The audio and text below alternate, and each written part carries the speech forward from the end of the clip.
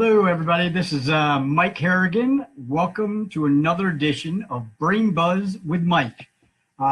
Really excited to be here with you today. We have a really great topic for discussion today on the Brain Buzz.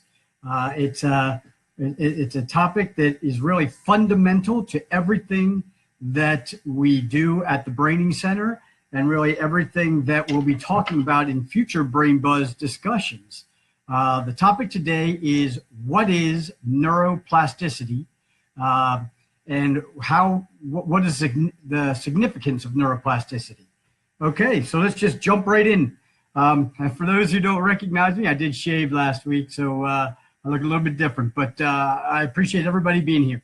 So today's discussion, as I said, is what is neuroplasticity and what is the significance? So let's just start with a wiki definition of neuroplasticity. So I'll read that to you. Neuroplasticity, also known as brain plasticity, neural plasticity, is the ability of the brain to change throughout an individual's life. For example, the brain activity associated with a given function may be transferred to a different location, or the proportion of gray matter can change, or the synapses may strengthen or weaken over time. Okay, so that's a mouthful. What does that mean? Essentially, what it's saying is that throughout your life, throughout everybody's life, your brain will change. It is changing and adapting all the time based on a few things. So basically, it can change in function. The different areas of the brain that were designed to perform one function or another can actually be reallocated, repurposed to perform a different function if the need requires. The actual connections within the brain can be changed throughout life, and synapses can be created, destroyed, or strengthened or weakened. And actually on top of that, the actual chemical systems within the brain, the neurochemicals, neurotransmitters, that whole system will change and adapt based on the activity of the brain. So that's essentially a pretty groundbreaking discovery that was made only 50 years ago. Before that, they said your brain will kind of grow, plateau, and then decline throughout life, and there's really nothing you can do about it. And they've since discovered that nothing can be further from the truth. You can grow new neurons throughout your life. You can change your brain throughout your life in many different ways. And so we're here today to talk about, well, if that's the case, which we know it is, then what will make that change? How does that change happen? And can I actually influence that change? And the short answer is yes, you can. And it is a little bit complicated, but we'll break it down for you. Okay, so the brain is in constant state of change. We understand that, right? We can channel that change. We can direct that change. We understand that. Perfect. Okay, so now here are the two primary components to leveraging neuroplasticity, to getting the brain to change really the way we would like it to. The first is data or input or stimulus, and the second is priority. So essentially, the first thing the brain needs to be able to change is data. It needs the information that is required to make the specific change that you're looking for. Okay, the second is priority. It needs to understand that the information that's coming in is important, that it needs to make the change that is being that is out there. So the first thing to kind of understand here is that your brain is the most complex system in the known universe. I'll repeat that because it's a statement that's kind of made by a lot of neuroscientists and people in the know, and it's a fairly understood principle, but not to the general public. The brain is the most complex system in the known universe. It's phenomenal what the brain does and can do. At the same time, the brain is a dumb system. It basically, your brain cannot see, it cannot hear, it cannot touch, smell, feel. It just gets data. It gets raw data in, and it needs to be told, it needs to try to figure out what it's supposed to do with that data. So although it's very, very complex, it needs some guidance, okay? So let's start with the two components that make up neuroplasticity, okay? The first is the data or the stimulus. Okay, so how can we get data into the brain? All of our senses are the primary source for for getting data to our brains. All right, so you have your sense of feel, touch, smell, taste, hearing, sight. All those senses influence the brain, send data to the brain all the time. You even have nerves in all your limbs that are constantly communicating with your brain. Your limbs are sending information to your brain about where your body is in space, and your brain is sending information back down to your limbs, telling it what to do, how to stay in balance or stay in the position you want to be in. So all these senses are sending data to the brain perpetually, all the time. Your organs, your internal organs at the same time are sending data to your brain all the time. Your heart, your lungs, all your gut, they're all sending information in your brain. And your brain is sitting there digesting all that information and trying to make the best of it, okay? So that's the first thing, data. How does the data get to your brain? The second thing to understand is priority.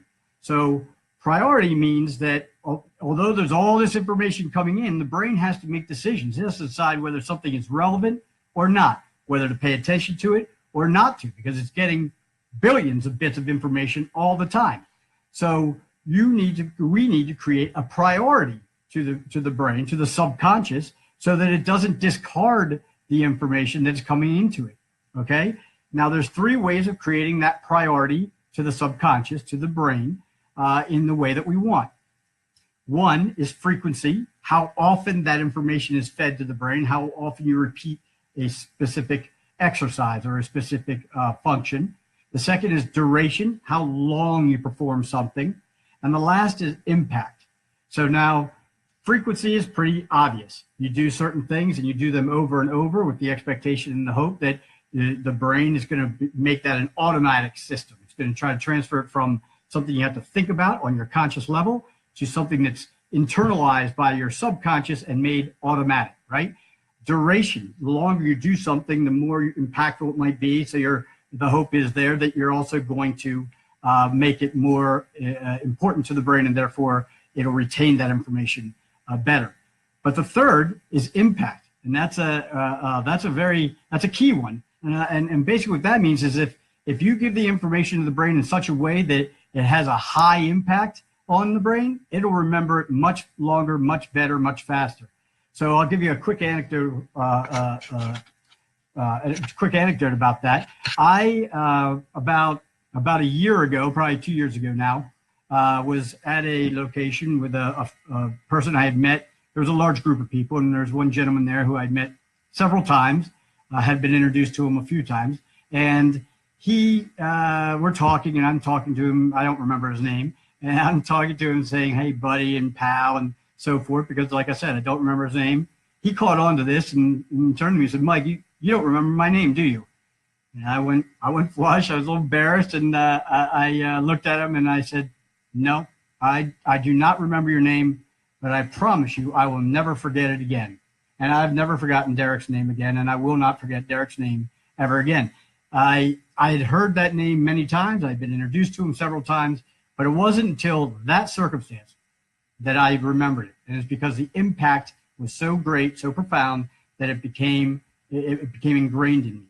So that's a key thing to understand here. So there's 2 parts to leveraging neuroplasticity. There's getting data to the brain, and as I said, you can do that through your eyes, which, by the way, your brain, 80% of what your brain processes come in through your eyes. So visual processing is a very important component of any training program. But then there's information coming in through your ears, your limbic system, your proprioceptive system. All of these are sending data to your brain. So we got to be aware of that, think about that, and try to leverage that in our day-to-day lives. And then think about how do we prioritize that information to the brain through either frequency, duration, and or impact. Okay, so those are the key components of neuroplasticity. So why is it important that we understand that? Because the more we understand how the brain functions, the more we understand the way the brain performs and the way it changes and how it decides what information it's going to hold on to, what information it's not, the better we can tailor our training program at the Braining Center, but the better you can program your lives, the better you can figure out what's a good thing I could be doing right now that might enhance my brain, Or if I'm going to be doing something, is there a certain way I should be doing it as opposed to something, a different way that it can be more impactful for me? It's going to help me in a specific way. And so keeping that in mind is really, really important. So as I wrap up this portion of the discussion, I just want to leave you with one set of points. That is, always employ your senses. In whatever you're doing, try to employ multiple senses into it. If you're trying to remember something, don't just look at it, feel it if you can. If you say something out loud, you're engaging the auditory system into that memory as well. Touch it, whatever you can, touch it, see it, feel it, hear it, smell it. As many senses as you can. That's going to give you more pathways for remembering that later on.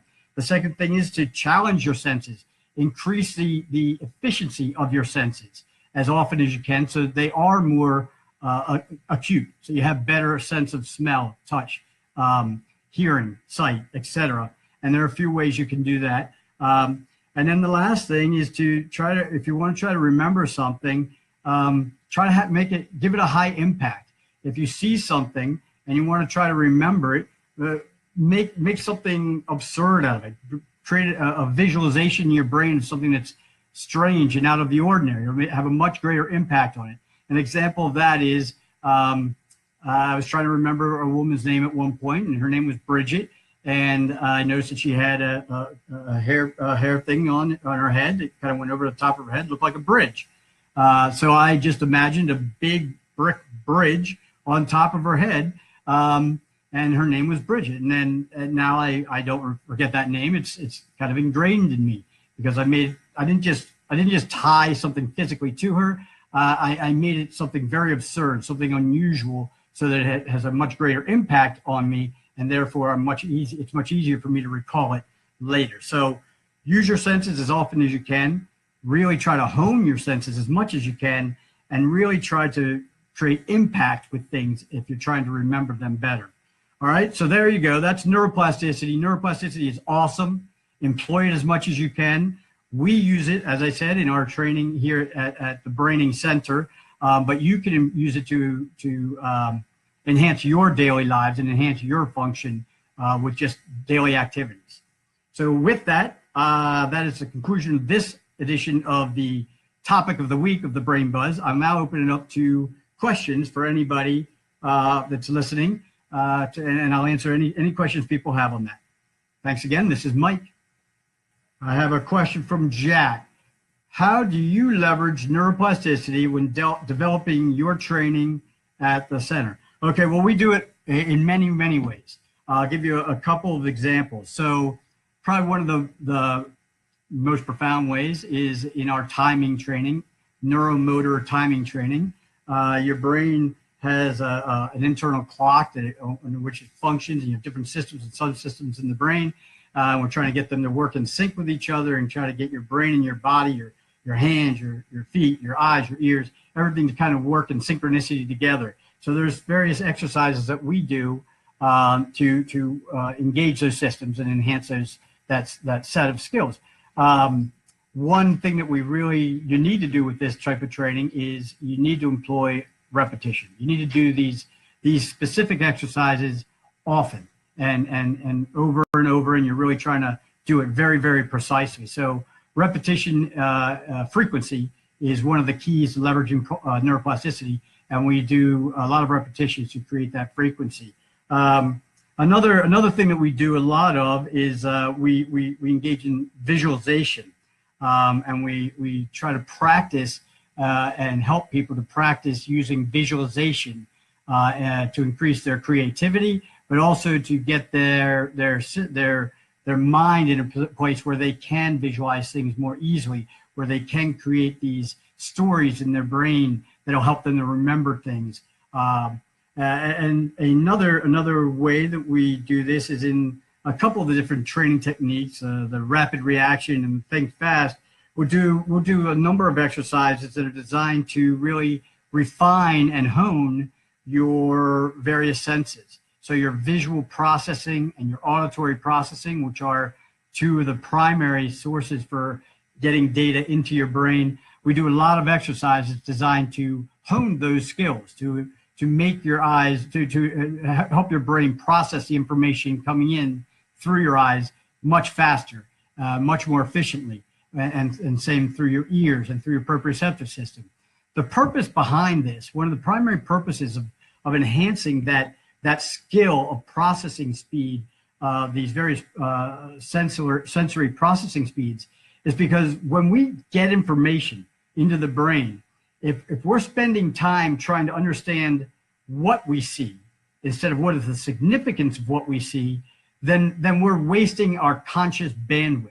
So in other words, if I see something, if I'm reading and I have a visual processing issue and I'm reading the words, I'm spending a lot of time consciously thinking about what are the words that are written on that page. That means my conscious mind cannot be thinking about the storyline or the meaning of those words because it's busy trying to figure out what the words are. So if I can remedy that, if I can gain greater visual processing so that when I see those words, it automatically goes to my subconscious, that part's taken care of. Now my conscious mind can be thinking about the greater significance of those words. And so the more you can refine your visual processing or your auditory processing or your other processing systems, the greater capacity your conscious mind is going to have for dealing with life's main issues. Okay, so those are some of the ways that we employ those principles of neuroplasticity into our training. There are many others, but those are some of them.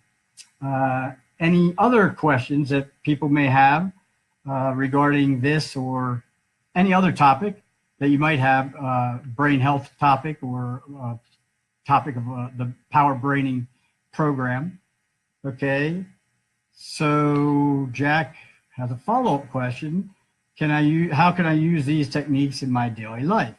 Is it more effective to employ more than one sense to help with remembering things? Well, I think the answer is yes. The short answer is yes. Is much more effective to employ multiple senses into an act if you want to remember it. That gives your brain more pathways, more ways to go back and retrieve that data later on. Okay, so what are some ways that you can do things in your daily life that would leverage these concepts of neuroplasticity? Well, one is if you're doing a task and it's relatively basic task that you want to relegate to your subconscious, then you do it repeatedly. You do it over and over and get it down. And a great example of that is that everybody should do, and as we get older, we don't do it as much, and therefore we lose this ability to a degree, is memorizing your addition and multiplication tables. You should be able to, especially multiplication, you should be able to multiply up to 10 times 10 or even 12 by 12 to 12 without even having to think about it. You should be able to answer those questions, 8 times 8, 6 times 9, 4 times 6, without even really having to think about it. So practicing those over and over and getting those down pat, what it's going to do is it's going to allow that information to get transferred from your conscious mind, which has a very limited capacity, to your subconscious mind. So when you do that, when you are doing something, we talked about this a little bit last week, you are doing something that requires math skills, whatever it might be, tallying up a bill or doing algebra or whatever it might be, you can be thinking about the bigger significance of that problem at hand instead of having to, every time there's a small mathematical equation involved, having to digress and think about what the answer is. So something like that is something that if you do a lot of repetition, get that down, that's going to really help you to transfer information so that it now becomes part of your automatic subconscious system and doesn't take up conscious bandwidth. Some other things that you can do, you can really refine and hone your senses. There's a technique, sensory deprivation, that's really powerful tool that's used by professional athletes as well as we do it to a great degree at our clinic, but other brain clinics use this type of technique. One example of this would be where you take away all or part of the input from one of your senses to force the other senses to engage and to become more acute and become more effective. And so an example of this would be that you could do in your daily life would be when you go into your room in your house, dim the lights a lot and try to walk around without the lights on, or close your eyes and walk around without the lights on, to build up that sense of awareness around you, to build up your hearing and your systems and so forth. You can strobe training is something that's done in professional athletics, where they use a strobe light so you can't really see the objects moving in space, whether it's a ball or something else, and you have to make those mental connections in your brain that's enhancing your visual processing. So there you can be doing things to enhance your senses all the time. Other things that you can do is really use visualization. When you are, this is a really neat concept, and we'll get into it deeper in another brain buzz topic, but mirror neurons is a really fascinating field within the applied neuroplasticity domain. And it essentially what it means is that anytime you do something, your brain has an awareness of it now. So say you're practicing a certain move in a sport. You do that move a few times, now you have it down. And then you should learn it as best you can to do it as precisely as you can. Well, then when you go back later, if you go and visualize yourself doing that move or doing that act, you use your mind and put yourself in that position, engage as many of your senses as you can, think about the environment, how it might sound when you're doing this, what it might feel like, but go through that move in your brain, in your mind, think about every body part, where each part of your body is throughout that entire move. And as you do that, what you're doing is you're engaging what are called mirror neurons. Those are basically the pathways that are used when you do this move or this act in a live situation, on a field or on a wrestling mat or wherever else it might be. Those same pathways get engaged when you visualize it, when you think about it without engaging in it. So you can do this for yourself. So if you are trying to learn a route from one location to another, and you drive that route, and then you look on a map and you see it, start visualizing. Start visualizing yourself going from that location, from where you are, one location to the other. You can do this, and that'll help to engage those same pathways in your brain, layering them down. And that's what we're trying to do. Anytime we're trying to create a skill, we're basically laying a foundation, then we're putting another coat of paint on that location, or another layer on that, and then another layer and another layer. And the more layers we can put on there, the stronger that connection becomes. And so by doing this, by visualizing, you're actually creating those layers without having to actually do the act overtly. You can visualize it. And in many ways you can do it, you create a much more effective layering of that pathway, because you're doing it precisely and exactly, as opposed to doing live situation where you may be making mistakes. So those are some of the ways that you can use neuroplasticity to enhance your daily life and enhance your brain function. Any other questions people may have regarding this topic or any other topic? As you can tell, I kind of get excited about this specific topic because it is such an important fundamental underpinning of brain health and brain function. The understanding of how anything works is critical. If you want to get somebody to do something or to learn something, the more they can understand why it's important and how it's important, the greater impact it's going to have, and the more likely they are to actually retain that information quickly and for a longer period of time. So that's a really, really key thing to understand here, is that explaining the why is always really, really important if you want to help them to anybody to grasp something and take hold of it and retain it. So I think next week, I'm not positive, but I think next week I might be talking about an article I just read that talks about a really interesting topic, which has to do with over-learning and what some of the neurochemicals that are released in your brain, what they're finding has to do with your ability to learn, how those the neurotransmitters in your brain impact your ability to learn, and what things you can do when you are trying to learn something to leverage that information. And you'll be surprised about what they're finding. Overlearning, they're finding some interesting things out here that are counterintuitive to the way the education system has worked forever, the way people are being taught things now. And it's something that I think is going to be really impactful to the entire education industry and coaching industry and everything else as we move forward in the coming years and decades. But I think that's the topic of discussion next week, is going to be overlearning. So unless there are any other questions, that'll wrap it up for this week's edition of Brain Buzz with Mike. I really appreciate everybody being here, and I look forward to talking to you again next week. Thank you very much. Take care.